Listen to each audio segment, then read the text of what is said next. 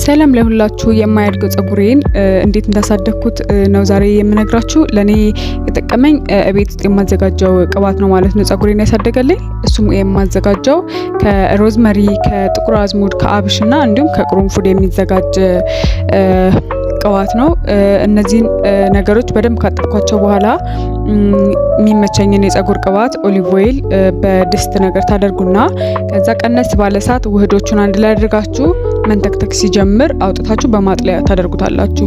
ይሄንን ቢያንስ ምንም እንኳን ብትሰንፉ ጸጉራችሁን በሁለት ቀን አንዴ መቀባት ሊከብዳችሁ አይገባም። ምክንያቱም የኔ ጸጉር አሁን በፊት በጣም ጠንካራ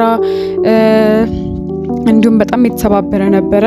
አሁን ግን ቢያንስ ከአጭር እና ከጠንካራ ከሚባለው ታይፕ ውስጥ ወጥቷል ማለት። ሌላው ስለ ጸጉር እድገት የሰራሁት ቪዲዮ አለ፣ ገብታችሁ እሱን ተመልከቱ።